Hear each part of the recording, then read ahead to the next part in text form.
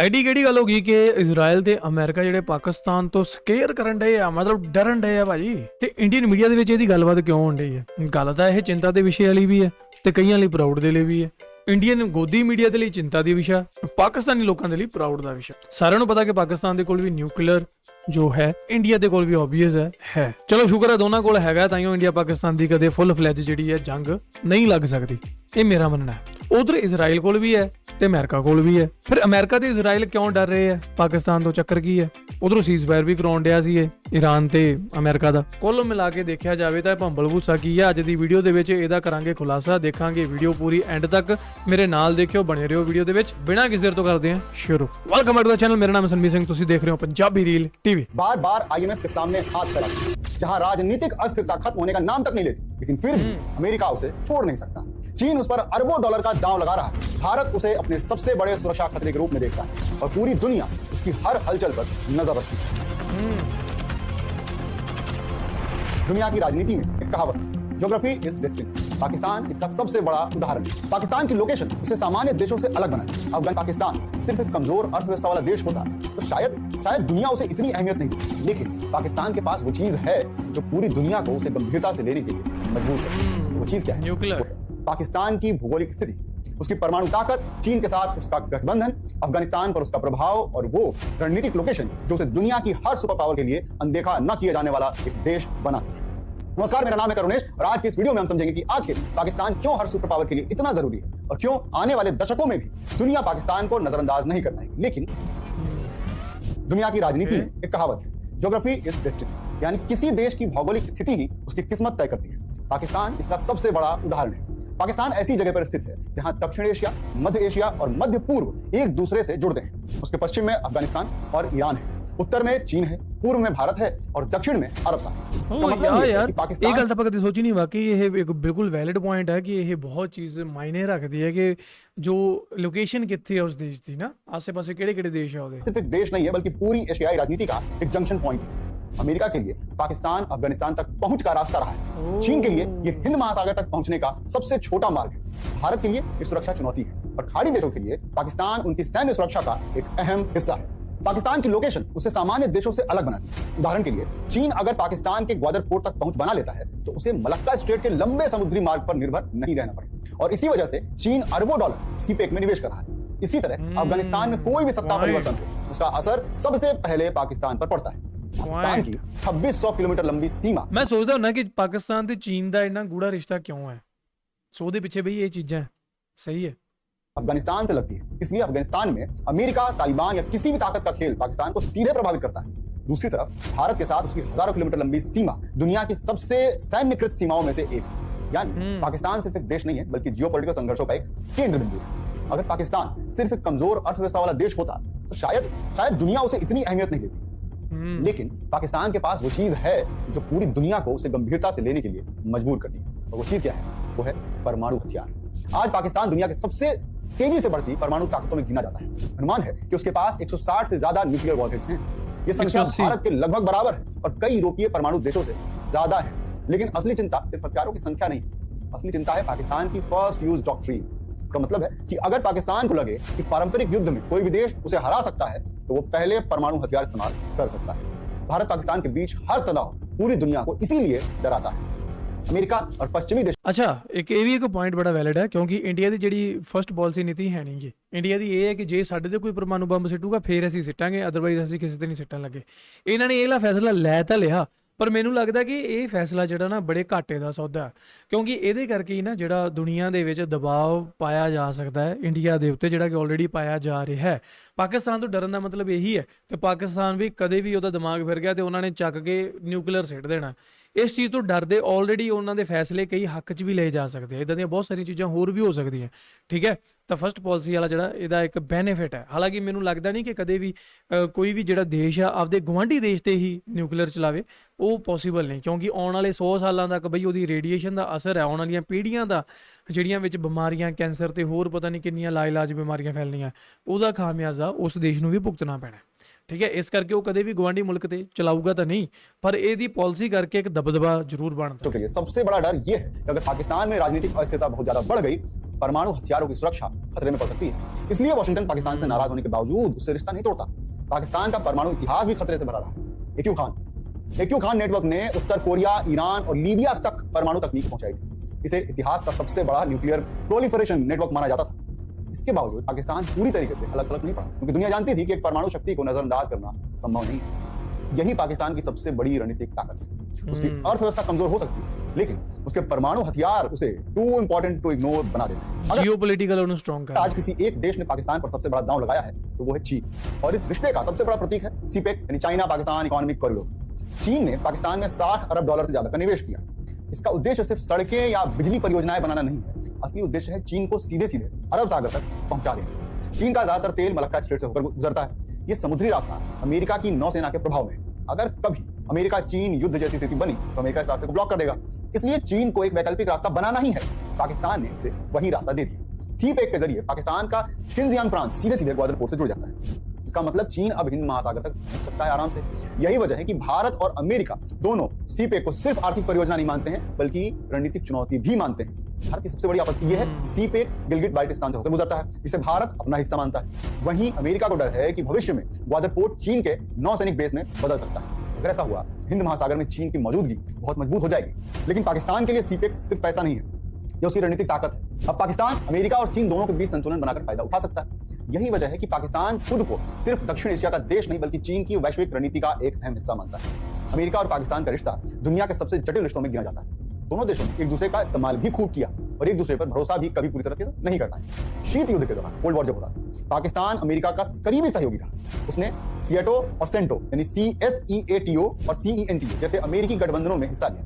बदले में अमेरिका ने पाकिस्तान को सैन्य और आर्थिक मदद दी, लेकिन असली साझेदारी 1980 के दशक में बनी, जब सोवियत संघ ने अफगानिस्तान पर हमला किया। अमेरिका ने पाकिस्तान की ISI के साथ मिलकर अफगान मुजाहिदीन को हथियार और पैसा दिया। इसी दौर में तालिबान और कई चरमपंथी नेटवर्क मजबूत थे। 2001 में 9/11 के बाद पाकिस्तान अचानक अमेरिका का मेजर नॉन नेटो अलाइ बन गया। अमेरिका को अफगानिस्तान में युद्ध के लिए पाकिस्तान की जरूरत थी।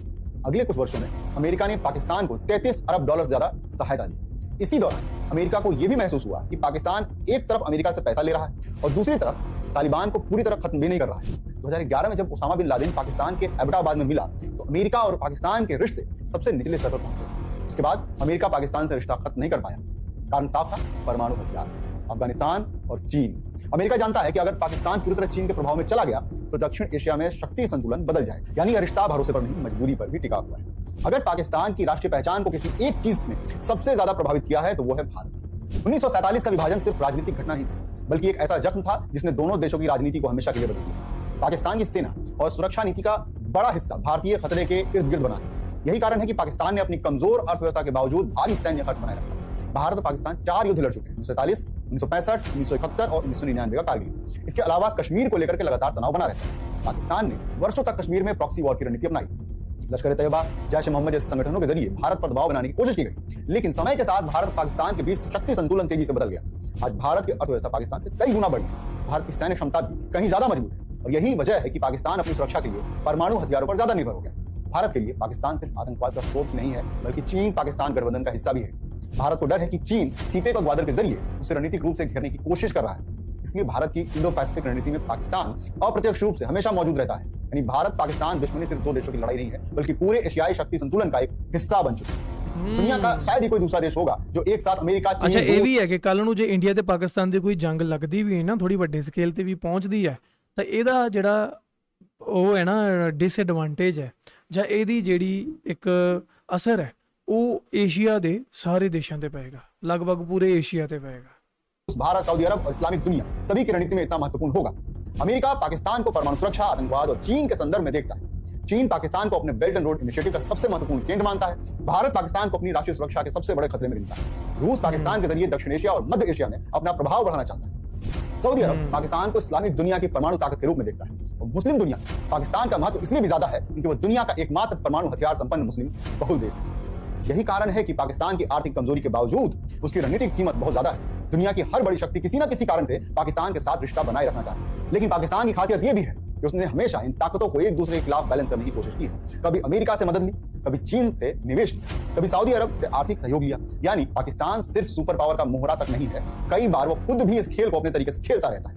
पाकिस्तान ने दशकों तक अफगानिस्तान को रणनीतिक गहराई यानी कि स्ट्रेटेजिक डेप्थ के रूप में देखा है। उसका मानना था कि अगर अफगानिस्तान में भारत समर्थक सरकार हुई तो पाकिस्तान दो तरफ से घिर जाएगा। इसलिए उसने तालिबान को समर्थन दिया। 1990 के दशक में पाकिस्तान की आईएसआई ने तालिबान को मजबूत करने में अहम भूमिका निभाई। शुरुआत में पाकिस्तान को लगा कि वो अफगानिस्तान में अपने प्रभाव वाली सरकार बना रहा है, लेकिन धीरे धीरे यही रणनीति उसके लिए सबसे बड़ा खतरा बन गई। तालिबान के साथ साथ पाकिस्तान में तहरीक-ए-तालिबान पाकिस्तान यानी कि टीटीपी भी मजबूत हो गई। इस संगठन ने पाकिस्तान के अंदर हजारों हमले किए। पिछले 2 दशकों में आतंकवाद में 70,000 से ज्यादा पाकिस्तानी मारे गए। यानी पाकिस्तान जिस आतंकवादी नेटवर्क को रणनीतिक संपत्ति समझता था, वही उसके लिए अंदरूनी खतरा भी बन गया। अफगानिस्तान में अमेरिका की वापसी और फिर वापसी के बाद तालिबान की सत्ता में वापसी ने पाकिस्तान को एक अजीब स्थिति में डाल दिया। एक तरफ तालिबान पाकिस्तान के लिए उपयोगी है, दूसरी तरफ वही तालिबान पाकिस्तान विरोधी संगठनों को भी जगह देते हैं। आज पाकिस्तान को एहसास हो रहा होगा कि प्रॉक्सी वॉर की रणनीति लंबे समय में खुद उसके लिए विनाशकारी साबित हुई, लेकिन अब बहुत देर हो चुकी है। पाकिस्तान और सऊदी अरब का रिश्ता सिर्फ धार्मिक नहीं है, बल्कि रणनीतिक और आर्थिक भी है।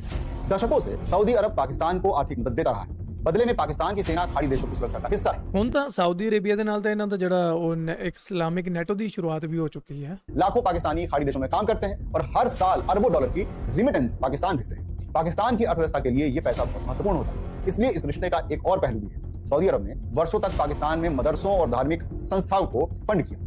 इससे पाकिस्तान में कट्टरपंथी विचारधाराओं का प्रभाव बढ़ा। बाद में यही कट्टरपंथ पाकिस्तान के लिए अंदरूनी समस्या बन गया। सऊदी अरब पाकिस्तान को इस्लामिक बॉम्ब के रूप में देखता है, क्योंकि पाकिस्तान दुनिया का एकमात्र मुस्लिम बहु देश है जिसे मैंने पहले बताया कि उसके पास परमाणु शक्ति है। यही कारण है कि खाड़ी देशों के लिए पाकिस्तान सिर्फ एक साझेदार नहीं बल्कि रणनीतिक सुरक्षा कवच जैसा भी है। यानी पाकिस्तान का महत्व सिर्फ दक्षिण एशिया तक सीमित नहीं है, इसका पूरा प्रभाव इस्लामिक दुनिया में दिखता है। आज पाकिस्तान एक ऐसे मोड़ पर खड़ा है जहां उसके सामने 2 बड़े रास्ते दिखाई देते हैं। पहला रास्ता पूरी तरीके से चीन के प्रभाव में जाना। अगर पाकिस्तान चीन के साथ और गहराई से जुड़ता है तो ग्वादर पर चीन नौसैनिक मौजूदगी बढ़ती है और पाकिस्तान अमेरिका प्रभाव से दूर हो जाता है तो दक्षिण एशिया में शक्ति संतुलन पूरी तरीके से बदल जाएगा। ये अमेरिका और भारत दोनों के लिए बड़ी रणनीतिक चुनौती होगी। दूसरा रास्ता भारत के साथ किसी स्थायी समझौते की कोशिश। अगर दोनों देशों के बीच व्यापार बढ़े, सीमा तनाव कम हो और कश्मीर को लेकर हिंसा घटे तो दक्षिण एशिया की पूरी अर्थव्यवस्था बदल सकती है, जो कि देखने में नहीं लगता कैसा संभव है।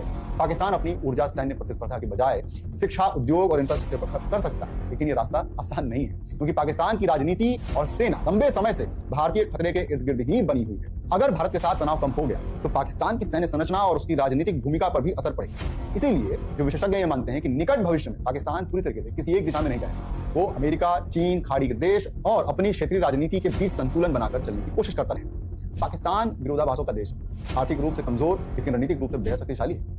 राजनीतिक रूप से अस्थिर है लेकिन वैश्विक राजनीति में केंद्र में है। उसकी सबसे बड़ी ताकत उसकी लोकेशन है। उसके परमाणु हथियार उसे अनदेखा करना संभव बनाते हैं। चीन के लिए वो हिंद महासागर का रास्ता है, अमेरिका के लिए परमाणु सुरक्षा और आतंकवाद से जुड़ा सवाल है, भारत के लिए सुरक्षा की चुनौती और इस्लामिक देश के लिए प्रतीक है। और यही कारण है कि पाकिस्तान बार-बार संकटों में फंसने के बावजूद वैश्विक राजनीति में महत्वपूर्ण बना रहता है। ਸੋ ਮਿੱਤਰੋ ਐਸੀ ਆਦੀ ਵੀਡੀਓ ਜਿਹੜੀ ਕਿ ਬਾ ਕਮਾਲ ਤੇ ਲਾਜਵਾਬ ਸੀ। ਕਾਫੀ ਸਾਰੀ ਇਨਫੋਰਮੇਸ਼ਨ ਜਿਹੜੀ ਆਪਾਂ ਨੂੰ ਜਾਣਨ ਦਾ ਮੌਕਾ ਮਿਲਿਆ ਕਿ ਪਾਕਿਸਤਾਨ ਇੱਕ ਇਹੋ ਜੀ ਲੋਕੇਸ਼ਨ ਤੇ ਹੈ, ਇੱਕ ਇਹੋ ਜੀ ਸਿਚੁਏਸ਼ਨ ਤੇ ਹੈ ਜਿੱਥੇ ਉਹ ਪੂਰੀ ਇਸਲਾਮਿਕ ਜੋ ਦੇਸ਼ ਹੈ ਉਹਨਾਂ ਤੇ ਆਪਣਾ ਦਬਦਬਾ ਜਿਹੜਾ ਕਾਇਮ ਕਰ ਸਕਦਾ, ਕਿਉਂਕਿ ਦੁਨੀਆ ਦੇ ਵਿੱਚ ਘੱਟੋ ਘੱਟ 60 ਦੇ ਕਰੀਬ ਇਸਲਾਮਿਕ ਦੇਸ਼ ਹੈ, ਮੁਸਲਮਾਨ ਦੇਸ਼ ਹੈ, ਪਰ ਕਿਸੇ ਹੋਰ ਦੇ ਕੋਲ ਵੀ ਪਰਮਾਣੂ ਹਥਿਆਰ ਨਹੀਂ ਹੈ। ਇਥੋਂ ਤੱਕ ਕਿ ਵੱਡੇ ਵੱਡੇ ਜਿਹੜੇ ਇਹੋ ਜਿਹੇ ਦੇਸ਼ ਜਿਹੜੇ ਉੱਚੀਆਂ ਉੱਚੀਆਂ ਇਮਾਰਤਾਂ ਬਣਾਈ ਬੈਠੇ ਹੈ, ਟੂਰਿਸਟ ਨੂੰ ਬੜਾ ਪ੍ਰਮੋਟ ਕਰ ਚੁੱਕੇ ਹੈ, ਪੈਸਾ ਬੜਾ ਛਾਪ ਚੁੱਕੇ ਆ, ਉਹਨਾਂ ਦੇ ਕੋਲ ਵੀ ਪਰਮਾਣੂ ਨਹੀਂ ਹੈ, ਕਿਉਂਕਿ ਪਰਮਾਣੂ ਬਣਾਉਣਾ ਹਰ ਕਿਸੇ ਦੇ ਵੱਸ ਦੀ ਗੱਲ ਨਹੀਂ ਹੁੰਦੀ। ਸੋ ਇਸੇ ਕਰਕੇ ਜਿਹੜੇ ਬਾਕੀ ਮੁਸਲਮਾਨ ਦੇਸ਼ ਹੈ ਉਹ ਕਿਸੇ ਨਾ ਕਿਸੇ ਤਰੀਕੇ ਪਾਕਿਸਤਾਨ ਦਾ ਫਾਇਦਾ ਚੁੱਕਣ ਦੀ ਵੀ ਕੋਸ਼ਿਸ਼ ਕਰਦੇ ਰਹਿੰਦੇ ਆ। ਸਾਊਦੀ ਅਰੇਬੀਆ ਨਾਲ ਤਾਂ ਸਿੱਧੀ ਡੀਲ ਹੋ ਚੁੱਕੀ ਹੈ ਕਿ ਤੁਹਾਡੇ ਤੇ ਹਮਲਾ, ਸਾਡੇ ਤੇ ਹਮਲਾ,